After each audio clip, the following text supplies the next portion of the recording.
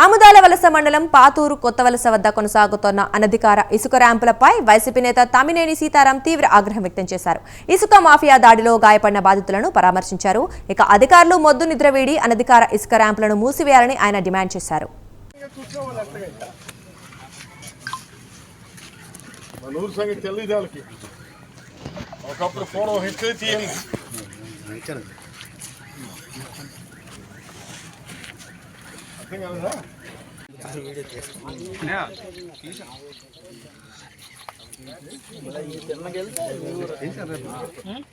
అదేంటి ఇదే మన కొత్త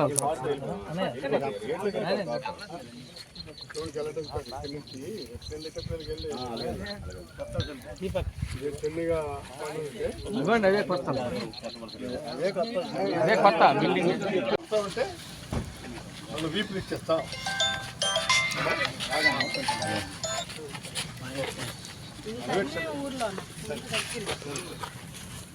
అందుకు ఇది మనము గట్టి నిలబడాల.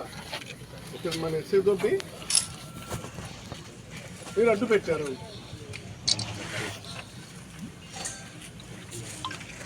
ఊరన్నటువంటి మనం ఏం చేస్తాము అనే ఆలోచనతో ఉన్నంత వరకు కూడా ఈ విధంగా జరుగుతుంది. ఎవడరా ఇక్కడ వచ్చినటువంటి వాడు అని అడిగితే నోబడీ విల్ కమ్. అర్థం కాలేదా? కాబట్టి ఆ అడిగే పరిస్థితి రావాలి. అడిగే పరిస్థితి వస్తే అప్పుడు తెలుసుకుందాం వాళ్ళు మనం. అందుకు వీటన్నిటిని కూడా మనం క్షుణ్ణంగా పరిశీలించి చర్య తీసుకోవడం జరుగుతుంది. ఇది వెంటనే ఆపుదల చేయాల్సినటువంటి అవసరం ఉంది. ఇవాళ ఇక్కడ దానికి ఇంతవరకు లేదు, ఎప్పుడో ఆఫ్ చేశారు. డాక్టర్ గారు ఎప్పుడో ఆఫ్ చేశారు. ఇది ఆందోళన వలస ఇప్పుడు ఇక్కడ మన మీకు ఎక్కడిస్తే అక్కడ తీసుకోండి. క్యూబిక్ మీటర్ ప్రకారం మీరు 6 గంటల వరకు తవ్వుకోండి ఉదయం 6 నుంచి. కాదండో లేదే. మళ్ళీ రాత్రుల పూట జేసీబీలు పెట్టి అందుకు ఇది సరైనటువంటి విధానం కాదు. దీన్ని ఖచ్చితంగా నేను చెప్తున్నాను, ఇది ఆపు చేయాలి.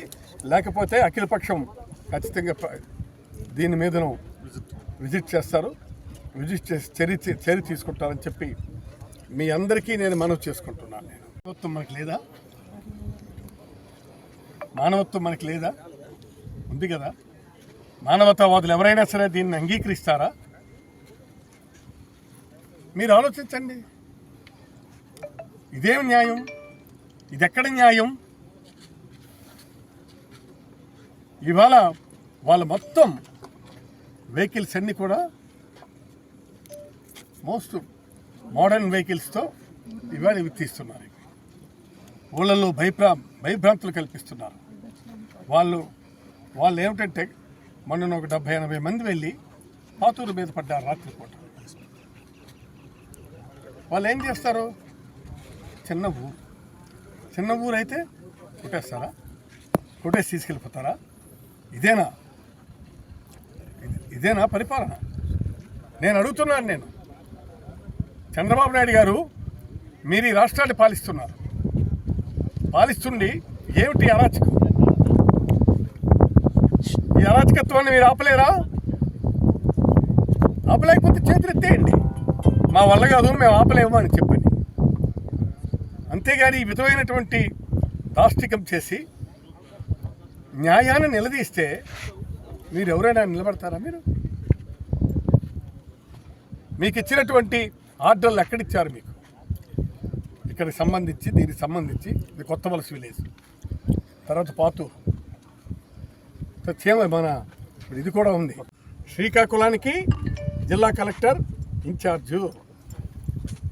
ఇవేమీ లేకుండా ఎలాగండి? చెప్పమనండి జేసీ గారిని కానీ లేదా మిగిలినటువంటి పెద్దలు కానీ చెప్పమనండి.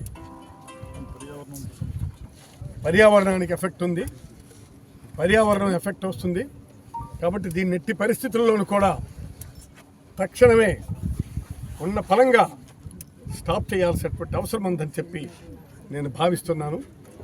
వెంటనే జేసీ కలెక్టర్ అందరూ కూడా అలర్ట్ అయి ఈ కార్యక్రమాన్ని స్టాప్ చేయాల్సినటువంటి అవసరం ఉందని చెప్పి నేను తెలియజేస్తూ సెలవు తీసుకుంటున్నాను. రాత్రనక పగలనక మొత్తం శాండ్ ఎక్స్కవేషన్ జరుగుతుంది. మీరే ఎంత విత్తు తవ్వడానికి ఇచ్చారు, వీళ్ళు ఏం చేస్తున్నారు, వీళ్ళు చేస్తున్నటువంటిది కరెక్టా అవునా కాదా అన్నటువంటిది ఒకసారి రమ్మనమంటున్నాను. నేను ఆల్ పార్టీ లీడర్స్ని కూడా పిలిపిస్తాను. నేను అఖిలపక్ష నాయకుల్ని నేను పిలిపించి ఒకసారి దీని మీద టూర్ పెట్టిప్పిస్తాను. టూర్ పెట్టిప్పించి ఇదంతా చూపిస్తాను. నేను అసలు మీకు ఇచ్చినటువంటి ఇదెంతుంది, దీనికి ఎన్ని క్యూబిక్ మీటర్లు తీయాలని ఉంది, అవి తీస్తున్నారా? కూడా క్యూబిక్ మీటర్ కొన్ని క్యూబిక్ మీటర్ల వరకే వెళ్ళాలి. అది లేదు, మొత్తం దోపిడీ జరుగుతుంది. కాబట్టి ఇదేనా ఫ్రీ శాండ్ అంటే? ఫ్రీ శాండ్ పాలసీ విధానం అంటే ఇదేనా?